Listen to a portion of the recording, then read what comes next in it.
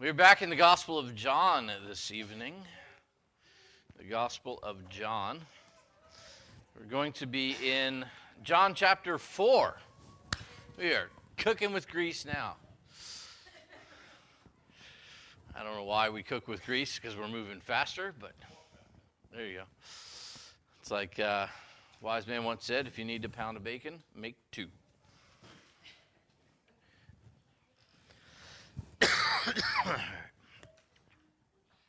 Trying to catch up with Matt. All right, let's see if we get there. John chapter 4, verse 1 starts off with this wonderful word. Somebody read verse 1, word 1 for me. Therefore, and when you see the word, you need to find out what it's therefore. Anybody know right off the top of your head? What could we be referencing to? This is the 1% question. So, hey, just show me the... It's not going to work.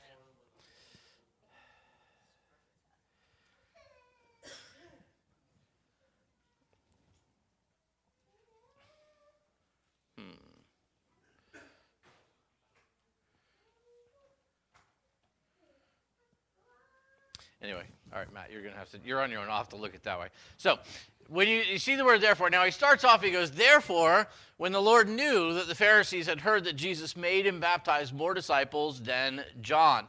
And so we get a bit of a reference as to what the therefore is therefore. That references us back to chapter 3 and verse 26, where we read that John's disciples came to John and said to him, Rabbi, he who was with you beyond the Jordan, to whom you have testified, behold, he is baptizing, and all are coming to him. And so you have this for their perspective, power play going on.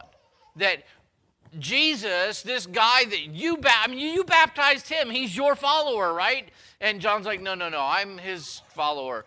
The fact that he's baptizing more people than I am is a good thing. Remember, we talked about that. So, therefore, it gets back to that. So, because Jesus was making and baptizing more disciples than John, and the Lord knew that the Pharisees had heard this, he decided that he was going to push on from there. His primary interest wasn't in setting up a religious competition. He's God, he wins. So he wasn't really interested in competing there, so he decides to move on. We find in verse 2, though Jesus himself did not baptize, but his disciples. And that's in parentheses. John felt that it was important for us to understand that. Jesus wasn't the one actually doing the baptizing. Jesus was the one doing the preaching. The disciples, they were the ones doing the baptizing.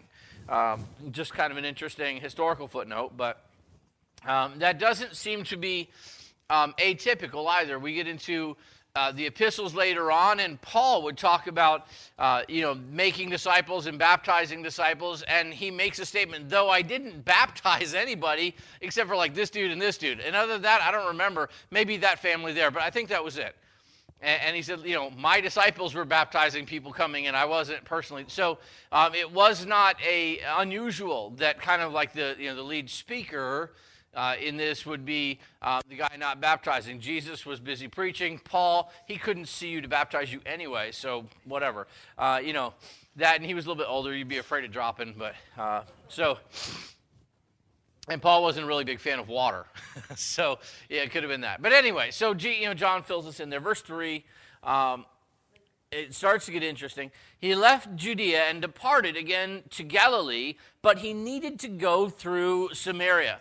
Now, this is an interesting thing. We get a couple of place references. One second, Matt. We get a couple of place references in this. Anybody offhand know where any of these place references that John gave us are? There is reason behind what he just said. So let's go to the map. I pulled a map for you. Hopefully this will... Ooh, it's not as clear as I wanted. Oh, well. In the bottom part of your screen there, in this vague green color, is the region of Judea. And this is where Jesus had been. Jerusalem's in the region of Judea.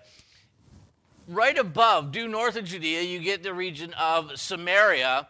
And then off to the north and just slightly to the east above that, you get the region of Galilee. Now, these were actual provinces, little Roman provinces that were there, that were set up. And so Jesus needed to go from Judea on the bottom to Galilee on the top. And John said, but he needed to go through Samaria. And you look at a map and you go, well, of course he did.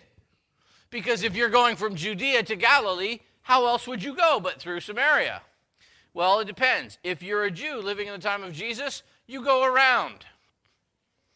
So the fact that he actually needed to go through Samaria is significant, because literally what would happen is the Jews would leave the area of Galilee, they would cross over the Jordan River, and they would walk up on the right-hand side through the area of Decapolis, cross back across the Jordan River into Galilee. They literally went around Samaria. There was some seriously bad blood between the Jews and the Samaritans. Now, historically, that is there's a real actual reason to it, though it's incredibly prejudicial. So what happened was, if you go backwards in history, the Babylonians came in and took out the southern kingdom of Israel. The Assyrians had already taken out the northern kingdom. The nation of Israel goes into captivity for 70 years in Babylon, and then later in Persia. And then Persia, under King Artaxerxes, allowed and actually facilitated the Jews to go back to the land of Israel to reset up things, set up the temple, actually footed the bill for some of this. And so you get Ezra and then later Nehemiah coming over. They rebuild the city, they rebuild the walls, they rebuild the temple, get everything going again. But one of the things that happened along this process, the Babylonians especially, when Babylonians came into a province, they would take the leading children actually with them and do something very special. How many of you know of Mishael, I'm missing one of their names, Azariah, and somebody help me out with the third name. Yeah, Shadrach, Meshach, and Abednego. We know their Shadrach, Meshach, and Abednego are actually their Babylonian names. Mishael, Azariah, and the one in the middle, who I'm forgetting, were their Jewish names. Interestingly enough, we know Daniel by Daniel, which is his Jewish name, and I don't think anybody in the room could remember his Babylonian name. Goes complete opposite. I don't know why. But anyway, so under Babylon, these four guys were among the guys who were children. Some of our kids here, 11, 10, 12, in that area, they would take them and they would train them.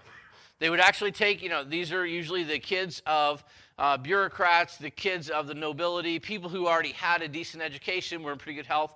They would bring them over and they would completely Babylonianize them. They would bring them in, they would teach them Babylonian, they would teach them all of the science and religion and mysticism and politics and mathematics, and understanding Babylon was a major world power for the time that it was because they were pretty good at their game. And so they would take these guys, they would train them through this training process, and then they would send them back into areas to lead. And so you have a native Jew who's actually a Babylonian in his way of thinking and his training, but he's still a native Jew who's in Israel helping to lead, knowing that the people would be less resistant to follow one of their own as long as they could control that one of their own. And so this was the process they did. They would also, one of the ways that they took unruly provinces, they would take the people out and they would resettle a different people there. And so they just moved whole people groups around because, you take these people out of here and you put them someplace they don't know, and you take these people from over here and you put them over here where they don't know. It's going to take them a generation or two to get the lay of the land to where they can start rebelling again. And so it was just by moving people around. It was all about manipulation and control. Well, the Babylonians did this. The people who actually lived in Samaria were half-breeds to the Jews. They were people that had come from the people that the Babylonians had settled there. They were part Jewish and part not. And to a Jew, that's actually worse than being a Gentile. There was Jews, there was Gentiles, and then there was, those people that were both. And that's just wrong. And so, like I said, very prejudicial. But it is their culture in the day. And so, you've got these people, and literally they were looked down upon to the place where I'm not going through your area. I'm going to walk around. It was longer to go around. But that was the nature of their prejudice. So Jesus, ever prejudicial, right? He's like, I got to go to Galilee. Well, Samaria is a short route, so let's go that way. So Jesus needed to go through Samaria. So understand, when John says he needed to go, there was a real intent and there was a real purpose. And it's more than what we'll read. It's more than just it was the shortest route, although it was that. There was something that he needed to do while he was in Samaria. So we pick up in verse 5. So he came to a city of Samaria, which is called Sychar, near the plot of ground that Jacob gave to his son Joseph. Now Jacob's well was there. Jesus, therefore, being wearied from his journey, sat thus by the well. Is anybody astonished that God the Son would be wearied? He's been walking a while, and he's tired. You been there? Takes me about 12 feet, and I'm there.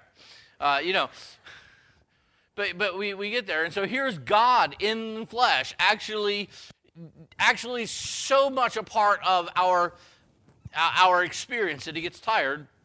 And then John tells us it was about the 6th hour. Somebody help me out. What time is that? Noon. Right, so 6th hour of the day. No, 6th hour of the night, you'd be right. It would be midnight. But no, 6th hour of the day, which is a lot safer to walk during the daytime, it is noon. So you have 12 o'clock in the afternoon. He's sitting there in the middle of the noonday sun beating down upon him, and he's there and he's weary. Verse 7, a woman of Samaria came to draw water. Jesus said to her, give me a drink. For his disciples had gone away into the city to buy food. And so Jesus is sitting there, he's thirsty. Out comes a woman to get water. Now, there's a couple parts about this. Go ahead, you can go to the next slide.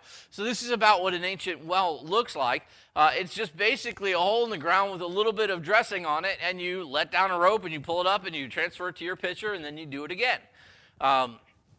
Some of the cisterns had a cave structure that you had to walk into on top of that. But by and large, especially in the area of Sychar, it was literally a hole in the ground with a little bit of dressing around it to make it look nice, and the bucket that you let down, you pull it by rope, no spindle thingy. Some of them had levers that they would use, these great big pole with a weight on it that you could do, but you had to have a shorter one, and it wasn't. So Jesus says, hey, would you let down your bucket and give me a drink?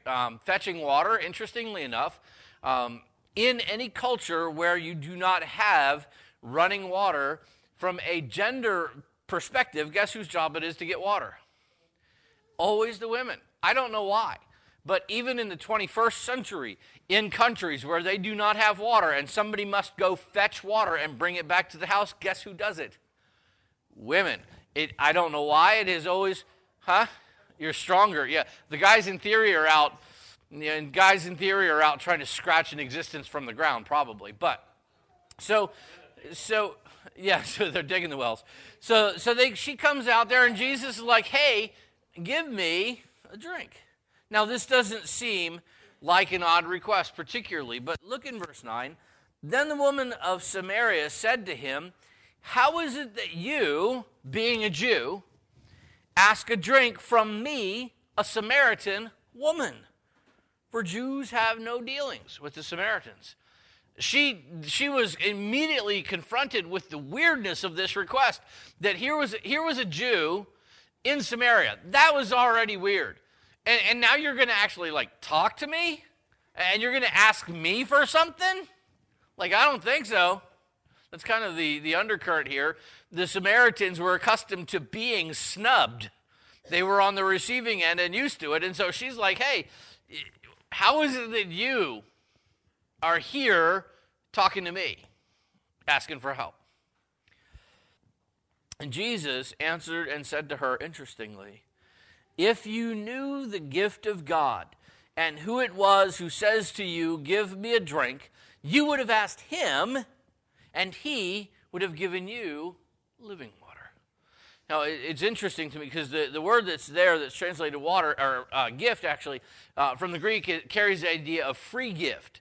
And as soon as you think that, your mind should immediately wander over to Romans. The free gift of God is eternal life through Jesus Christ our Lord, Paul would write. And so here you have Jesus going, look, if you understood who I am, you'd be talking to me about some free gifting. You'd be talking to me about some water, and I would give you water of life.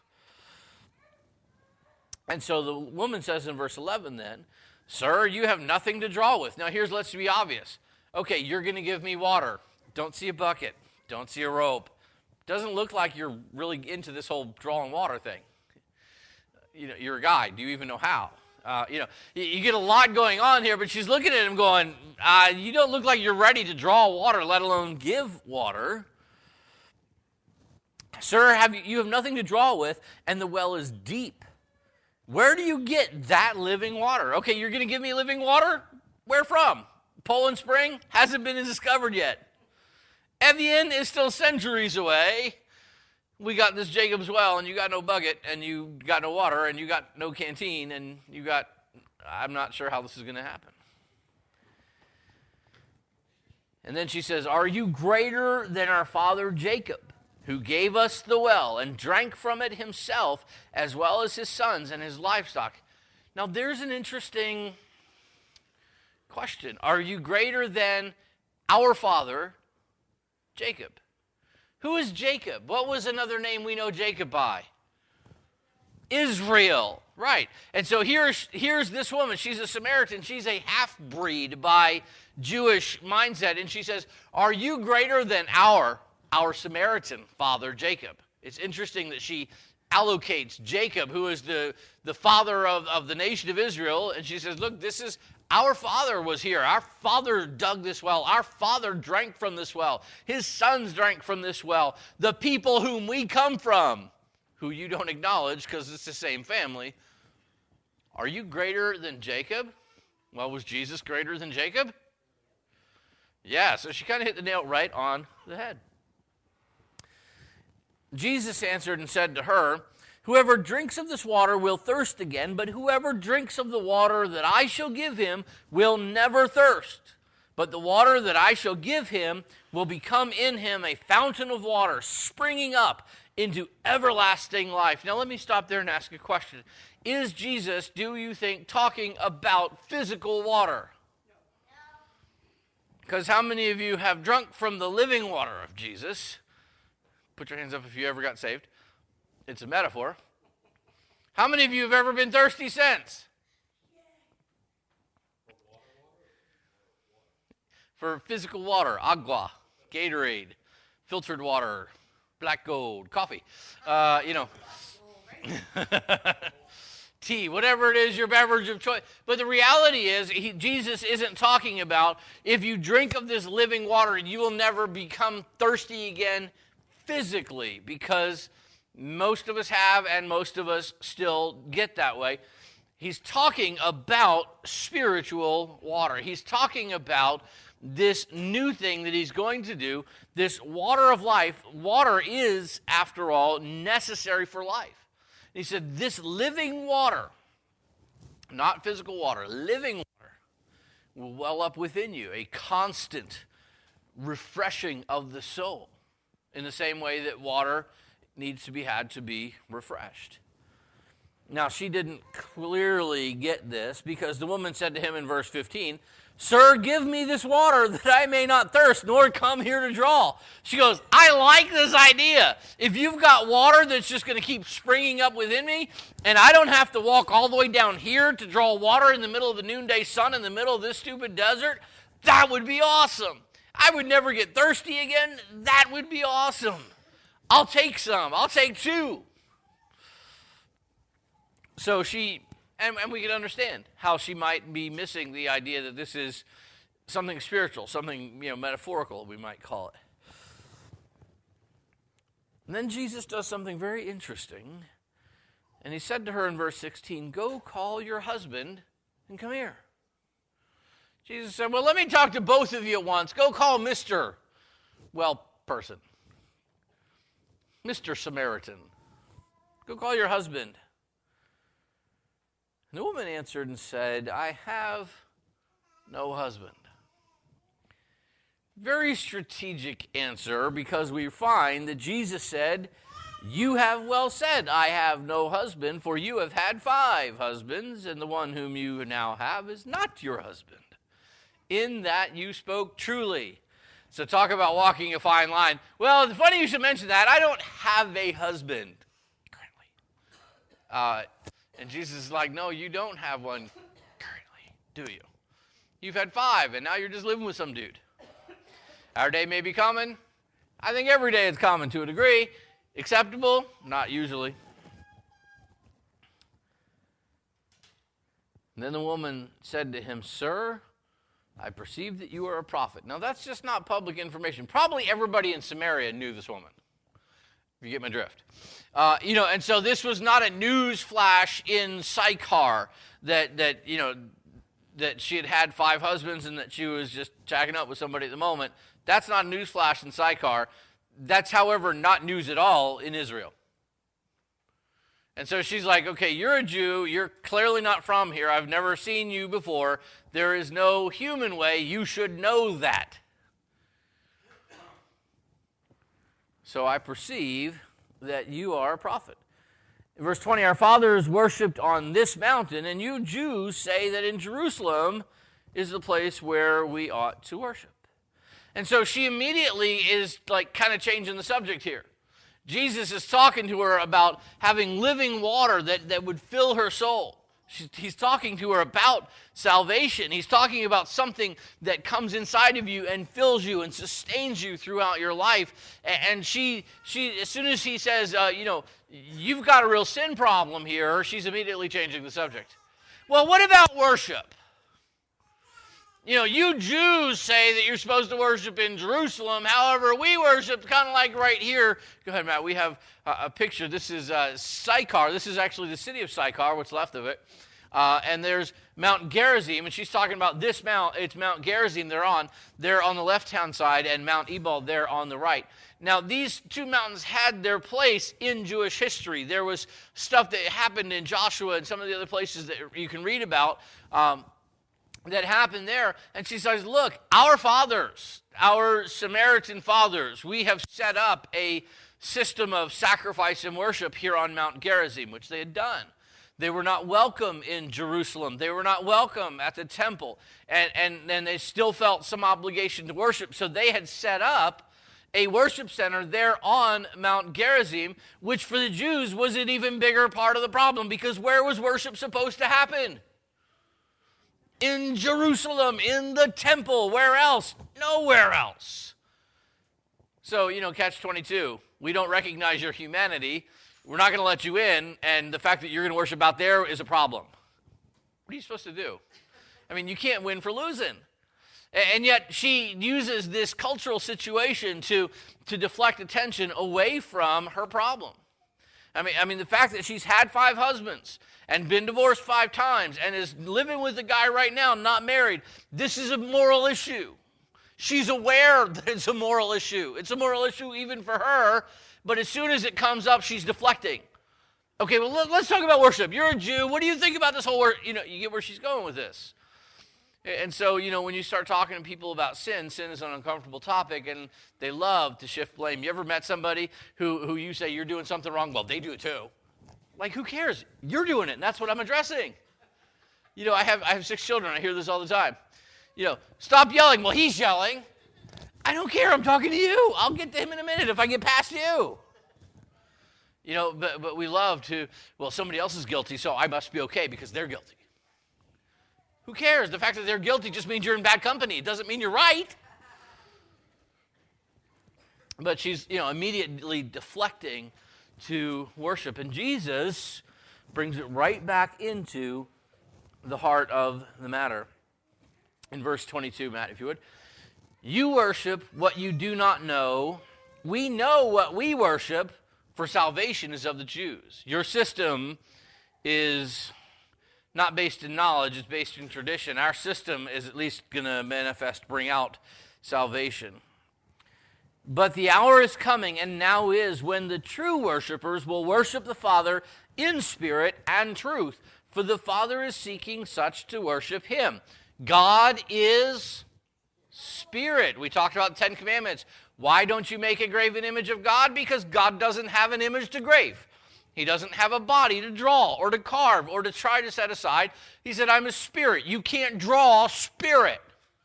By definition, it doesn't have a corporeal form. You can't draw it. So anything that you would do to draw or grave an image of God automatically reduces him. That's why he said, don't do it. God is a spirit. And those who worship him must worship in spirit and truth. And so Jesus says it doesn't matter, because the reality is what's coming has nothing to do with the temple in Jerusalem, your sacrificial center here on Mount Gerizim. It has to do with God, and it has to do with the worship of God that you can do anywhere by anyone. Your question is invalid. Your question has nothing to do with the answer. The woman said to him, I know that Messiah is coming, who is called Christ. When he comes, he will tell us all things. So even the Samaritans were looking forward to the coming of Messiah. Jesus said to her, I who speak to you am he. Have you ever heard anybody say, Jesus never claimed to be Christ? Make a mental footnote of that verse. Messiah, the Christ, is coming, and Jesus said, I who speak to you am he. You can't get much clearer than to walk around with a bulletin board over your head going, Messiah, Messiah, I am the Messiah. But he didn't hide from it. He says, that's me. Unfortunately, we have to stop there because time is far gone. This story keeps going for another 20 verses, but this was the first place I could actually stop. So, going to stop there. We'll come back at it a couple weeks. But Jesus is the Messiah. God is God. The questions for us that come out of this is, one, have we drunk of that living water? Is it a wellspring of sustenance within us that Jesus mentioned? Two, how do we deal with our own sin when we're confronted with it? What's the proper way to handle our sin when we're confronted with it? You're right, I'm wrong, forgive me, I'm moving on in a different direction. Not going, yeah, but they do it. So how do we handle our sin and our shortcomings when we're confronted with it? Do we own them and fix them? Or do we just own them because everybody else has them, so I'm going to keep mine? Number three, how do we worship God, who is a spirit? Do we worship him through Jesus, the Son of God in the flesh, who is the Messiah? Do we recognize him as the Messiah? Do we worship him as? And I think we do. But understand, he did claim that role. So a couple questions. We're going to close the book there. Some of you don't even know I stopped.